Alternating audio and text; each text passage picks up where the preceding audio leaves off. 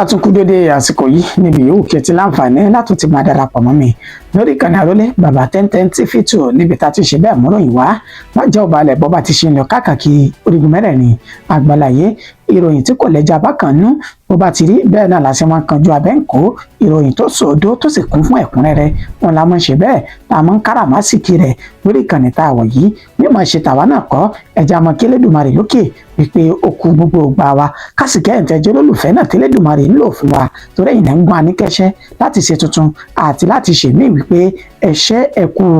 àdúrótì Elédùmarè yóò máa jó ní dúró àtàlátìlẹ́yìn oníkúlùkù wa ìròyìn fún ti àsìkò yìí òun náà làyànfẹ́ Elédùmarè ló mú aṣojú mọ́ máwòrán àti ti ìgbọ́ wa bí ìṣe mi ẹ jẹ́ máa wo kókó tí ń bẹ nínú ìròyìn ṣáájú ẹ̀kúnrẹ́rẹ́ rẹ̀.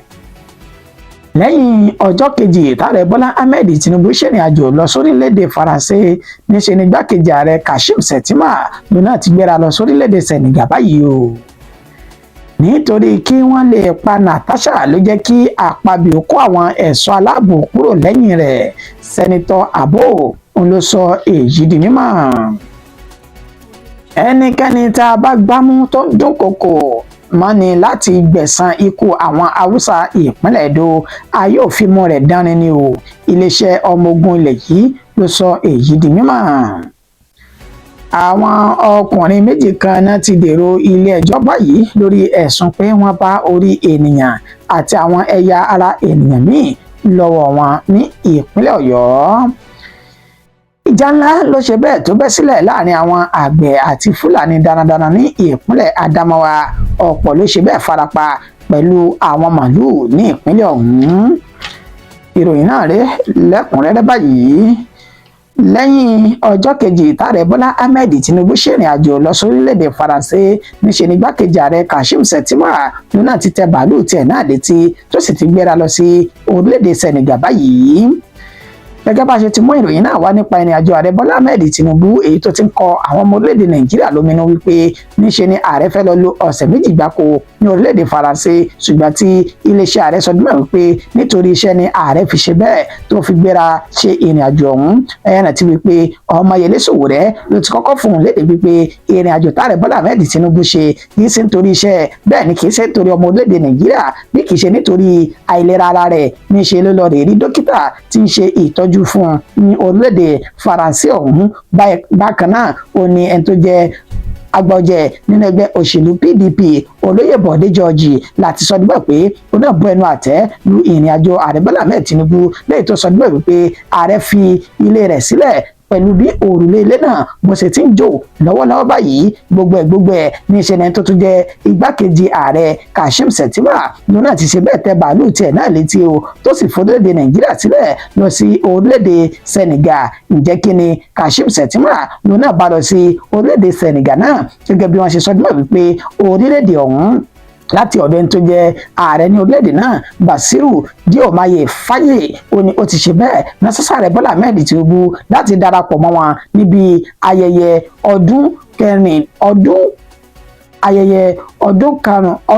ọdún karùnléní ọgọ́ta èyí tó jẹ́ 65 tí wọ́n ti gba òmìnira ní orílẹ̀-èdè Senegal náà láti jẹ́ kí ààrẹ Bọ́lá Ahmed Tinubu kó ṣe bẹ́ẹ̀ wá bá wọn yọ ayọ̀ òmìnira ọ̀hún gẹ́gẹ́ bí wọ́n ṣe wá sọ dímọ̀ láti ọ̀dọ̀ ẹni tó jẹ́ agbẹnusọ fún Kashim Shettima Stanley Ikwuoncha èyí tó ṣe ní àlàyé lójú òpó ayélujára wípé Kashim Shettima ó ní ààrẹ Bọ́lá Ahmed Tinubu ló rán lọ sí orílẹ̀-èdè Senegal láti lọ rí sójú rẹ̀ níbi ayẹyẹ òmìnira orílẹ̀-èdè Senegal ọ̀hún èyí tí wọ́n máa ń ṣe ní gbogbo ọjọ́ kẹrin inú oṣù kẹrin ọdún gbogbo ọdún ìtẹ́sígbò òmìnira náà lọ́dún 1960 tó ń ṣe déédéé ọdún karùndínláàádọ́rin tí wọ́n ti ṣe bẹ́ẹ̀ gba òmìnira ní orílẹ̀-èdè Senegal ọ̀hún.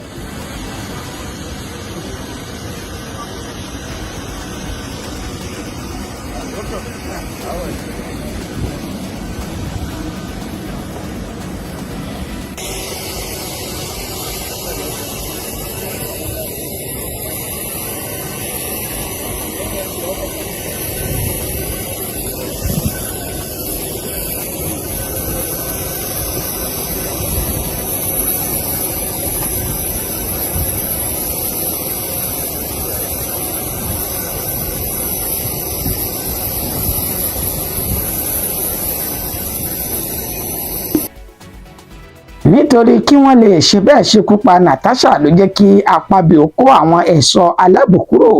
lẹ́yìn rẹ̀. Sẹ́nitọ́ Abo òun ló sọ èyí di mímọ̀. Sẹ́nitọ̀ tó ń ṣojú àríwá ìpínlẹ̀ Adamawa tẹ́lẹ̀ èyún Ishaku Elisha Abo òní ọmọ ti ṣe bẹ́ẹ̀ fi ohùn léde lásìkò tó ń ṣe ìtàkùrọ̀sọ lórí móhùnmáwòrán Arise TV, ibi tí ó ti sọdúnmọ̀ wípé lórí ọ̀rọ̀ awuyewuye àtìjà tí ń bẹ láàrin ẹni tó jẹ́ Senate President Godwin Akpabio pẹ̀lú sẹ́nitọ̀ tó ń ṣojú fún àárín gbùngbùn ìpínlẹ̀ Kogi Natasha Akpoti-Uduaghan ó ní lórí ọ̀rọ̀ náà nítorí rí níbẹ̀ ni wípé níṣẹ́ ni Akpabio ló fẹ́ mọ̀ọ́mọ̀ ṣekú pa Natasha pẹ̀lú bó ṣe bẹ́ẹ̀ ṣe kó àwọn ẹ̀ṣọ́ aláàbò kúrò ní ẹ̀yìn rẹ̀ látàrí kí wọ́n lè ṣekú pa Natasha ọ̀hún. Nígbà tí ó ń ṣe àlàyé ọ̀rọ̀ ó ní ẹ jẹ́ ká mú wá sí ìrántí nípa ìgbésẹ̀ tí sẹ́nitọ̀ Akpabio èyí tó gbé ó ní nígbà tó fi wà ní sẹ́nitọ̀ tí ẹni tó sì jẹ́ senate president tẹ́lẹ̀ lórílẹ̀‐èdè Nàìjíríà Bukola Saraki náà jọ ní ìtàkùrọ̀sọ àti èdè àìyedè láàrin ara wọn lọ́dún náà lọ́hùn-ún lórí pé wọ́n gbé ààyè ara wọn kúrò. Ó ní Akpabio yìí gan-an olómàgbójú ìjà sí Bukola Saraki lọ́dún náà lọ́hùn-ún. Ó ní síbẹ̀ Bukola Saraki kò mà ṣe bẹ́ẹ̀ sọ wípé kí Akpabio lọ rọ́kúnlé fún odidi oṣù 6. Ó ní wọ́n fi ogun òtòlótó wọ́n sì ṣe bẹ́ẹ̀ yanjú ọ̀rọ̀ ọ̀hún láàrin ara wọn. Ó ní kí ni Natasha ti gbé kí ló fà kí lójú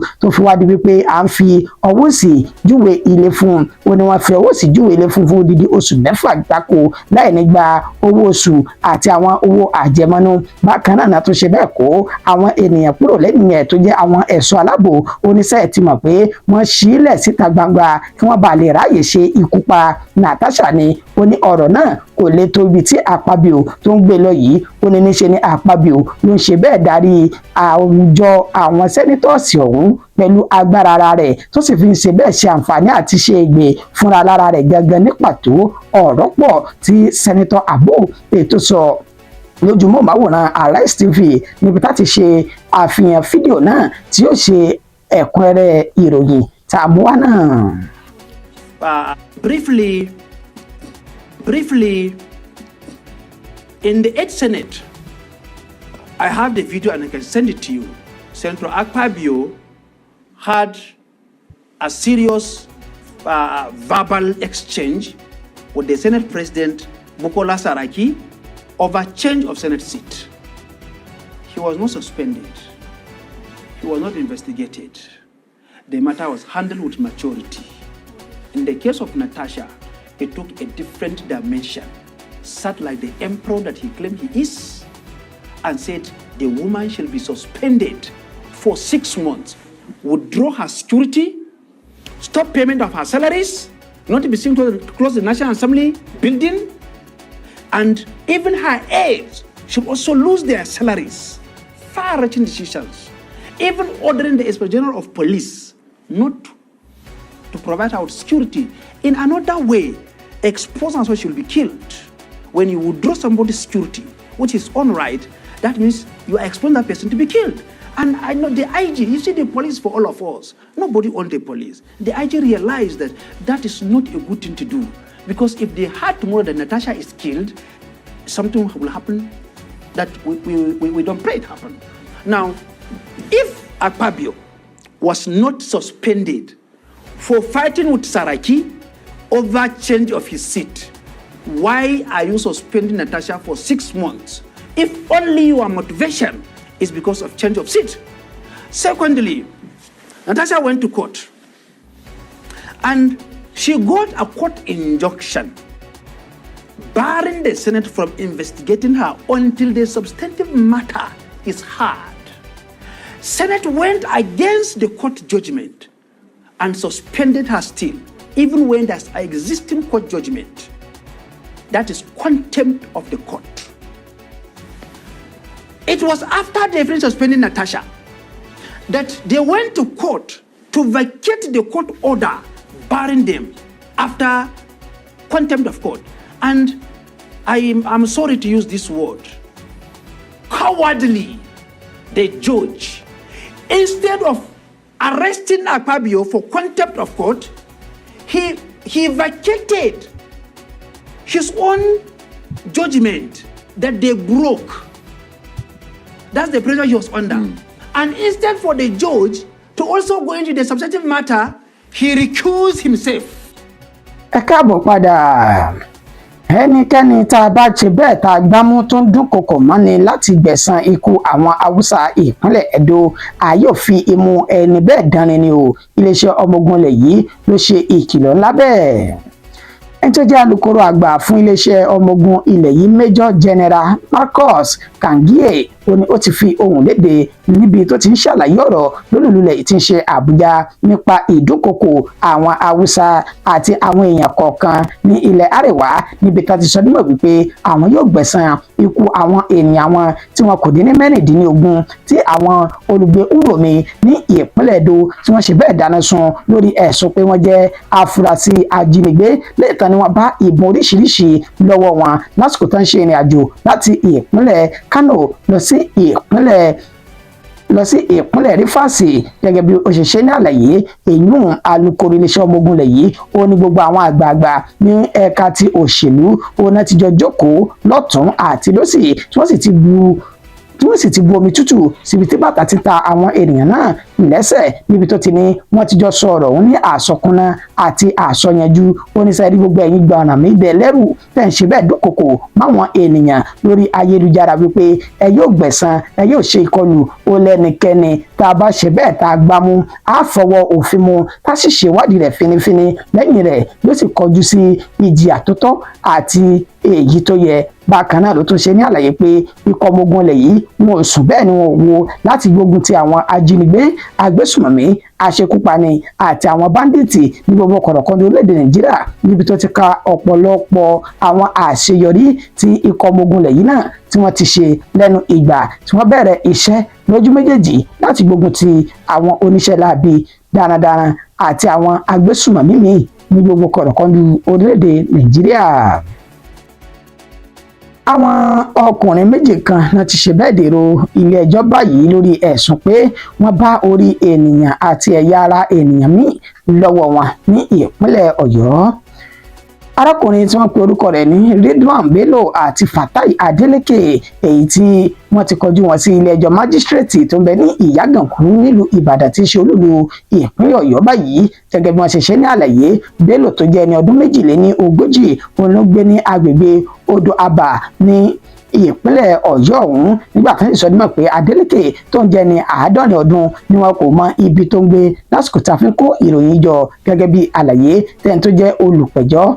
ASP Folúkẹ́ Adédọ̀sù èyí tó ṣe, ó sọ nímọ̀ pé ọwọ́ bá àwọn ènìyàn náà ní ọjọ́ 18 oṣù kẹta ní nǹkan bíi déédéé aago 3 òru lágbègbè tápẹ̀ ní Mùsùlùmí nílùú Ìbàdàn. Gẹ́gẹ́ bí ó ṣe ṣe ní àlàyé wípé wọ́n bá orí òkú èyí tí wọ́n sọ nímọ̀ pé wọ́n wú jáde ní ìtẹ́ ní mọ́ṣúárì tí wọ́n pe orúkọ rẹ̀ ní St Andrews Anglican Church tó ń bẹ ní Àwà Ìjẹ̀bú ní ìpínlẹ̀ Ògùn. Nínú àlàyé tí wọ́n ṣe, wọ́n ní orí olóògbé èyí tí ó jẹ́ ti Adébímpé Akínbọ̀ ó ní wọ́n bá ní ọwọ́ ènìyàn náà àti àwọn ẹ̀yà ara, nílé tí wọ́n ṣe ní àlàyé pé wọ́n ń ṣe bẹ́ẹ̀ kó àwọn ẹ̀yà ara náà jọ láti fi ṣe bẹ́ẹ̀ ṣe ètùtù ọrọ̀ fún ara wọn. Nígbà tí wọ́n ń ṣe àlàyé ní ilé ẹjọ́, wọ́n sọ nímọ̀ pé Adeleke ó ní ó ti jingiri lẹ́ni tí ó jẹ́wọ́ ẹ̀ṣẹ̀ pé wọ́n máa ra àwọn ẹ̀yà ara náà láti fi ṣe ètùtù ọrọ̀ àti pèsè rẹ̀ fún àwọn ènìyàn. Gbogbo àwílọ àti àwíbọ̀ níṣe ni adájọ́ ilé ẹjọ́ májísírèètì ọ̀hún Eti Oyèdíjì ló ṣe bẹ́ẹ̀ fi àyè bẹ́ẹ̀lì wọn sílẹ̀ lẹ́ni tó ní kálọ̀rì tọ́jú $500,000 $500,000 pẹ̀lú onídùúró méjì tó dángájíá lórí ẹ̀sùn náà tó sì ṣe bẹ́ẹ̀ sún ìgbẹ́jọ́ rẹ̀ síwájú. Ìjà ńlá ló ti ṣe bẹ́ẹ̀ tó bẹ́ sílẹ̀ láàrin àwọn àgbẹ̀ àti Fúlàní darandaran ní ìpínlẹ̀ Adamawa báyìí. Ọ̀pọ̀ èèyàn ló farapa pẹ̀lú màálù àwọn Fúlàní ọ̀hún. Níṣẹ́ lọ̀rọ̀ ti di gbàgbó ní àárín àwọn àgbẹ̀ ìpínlẹ̀ Adamawa àti àwọn Fúlàní, pẹ̀lú bó ṣe jẹ́ pé gbogbo bàbá yìí ó ní wọ́n máa ń ṣe bẹ́ẹ̀ ṣe ìkọlù síra wọn táwọn méjèèjì ò sì fẹ́ rí ìní ara wọn látàn àti máa mú ìròyìn náà wá nípa ìkọlù àwọn Fúlàní darandaran àti àwọn àgbẹ̀ síra wọn ní ìpínlẹ̀ Adamawa, ṣùgbọ́n ètò tó ń ṣẹlẹ̀ yìí ó tún lé kéńkà tó sì tún bu àwọn ènìyàn tó gún wọn nípa pẹ̀lú bá ṣe sọ náà pé lágbègbè tó kàn pè ní Wádùkù ìjọba ìbílẹ̀ Lámúdè ní ìpínlẹ̀ Adamawa ọ̀hún ní ìṣẹ̀lẹ̀ náà ti wáyé lọ́jọ́ kejì tí ń ṣe oṣù kẹrin ọdún táwọn yìí ní nǹkan bíi dédé aago 4:00 ìrọ̀lẹ́ ní ìṣẹ̀lẹ̀ ọ̀hún ṣẹlẹ̀ gẹ́gẹ́ bí wọ́n ṣe ṣe ní àlàyé láwọn olùgbé agbègbè náà wọ́n sọ dímọ̀ wípé àwọn Fúlàní darandaran ọ̀hún onáda màálù wọ inú oko ìrẹsì àwọn ènìyàn abúlé ọ̀hún nígbà tí wọ́n sì ṣe èyí tán níṣẹ́ ni àwọn ọ̀dọ́ tí orúkọ wọn jẹ́ Righteous Boti láti abúlé tó pè ní Uzumusa ó ní wọ́n ṣe bẹ́ẹ̀ kóra wọn jọ tó sì ṣe ìkọlù padà sí abúlé táwọn Fúlàní darandaran ọ̀hún tí wọ́n tẹ̀dó sí níbi tó ti sọ náà wípé wọ́n ṣe ọ̀pọ̀lọpọ̀ àwọn ènìyàn àti màálù tí kò dín ní 11 wọ́n ṣe wọ́n ní ṣìbálàsìbolo ètí wọ́n sì fi ara gbọgbẹ́ lọ́pọ̀lọpọ̀ gẹ́gẹ́ bí wọ́n ṣe wá tẹ̀síwájú nínú àlàyé lẹ́yìn tí ìròyìn náà dé ti ìgbọ́ àwọn agbófinró ó ní wọ́n wá síbi tí ìṣẹ̀lẹ̀ ọ̀hún ti ṣẹlẹ̀ tó sì gbìyànjú láti lè bomi àlàáfíà síbi tí wàhálà ọ̀hún tó ti ń ṣẹlẹ̀ látàrí bẹ́ẹ̀ wọ́n fi páńpẹ́ òfin mú àwọn ènìyàn kan láàrin wọn níbi tá a ti rí arákùnrin tó pe orúkọ rẹ̀ ní Rabo Buba ẹni ọdún 31, Amadu Adamu ẹni 20 ọdún, Stephen Kwangwadi ẹni ọdún 17, Shadrachi Simon ẹni ọdún 19, Lọ́ọ̀tì Gadi ẹni 20 ọdún pẹ̀lú Righteous Boti ẹni ọdún 27 nínú àlàyé tí wọ́n ṣe wọ́n ní wọ́n ti bu omi àlàáfíà síbi tí ìṣẹ̀lẹ̀ náà tó ti ṣẹlẹ̀ nígbà tó sì ni wọ́n ṣe ìwádìí lórí ẹni tó jẹ̀bi ọ̀rọ̀ nípa ìkọlù táwọn Fúlàní àti àwọn àgbẹ̀ náà tó ń ṣe síra wọn gẹ́gẹ́ bí wọ́n ṣe sọ di mímọ̀ wípé ènìkọ́ ànẹ́kọ́ wọn ni Fúlàní àtàgbẹ̀ ní ìpínlẹ̀ Adamawa náà ti máa ń dojú ìjà kọra wọn pẹ̀lú báwọn àgbẹ̀ ṣe máa ń dúró lórí pé àwọn Fúlàní ọ̀hún wọ́n bà nǹkan oko àwọn jẹ́ àwọn ò sì lè káwọ́ gbéra àbí káwọn máa wòran nígbà tí ìjọba ò bá ti rí nǹkan kan ṣe sí i níṣẹ́ làwọn yóò gbé ìgbésẹ̀ èyí tí gbogbo ìgbésẹ̀ ọ̀hún tó sì máa ń padà yí jáde sí wàhálà àti làásìgbò nípa ìpànìyàn àti ìbádùkìá tó fi mọ́ ìṣẹ̀rẹ̀ ẹni lófò tó fi mú wá ní ìpínlẹ̀ Adamawa náà.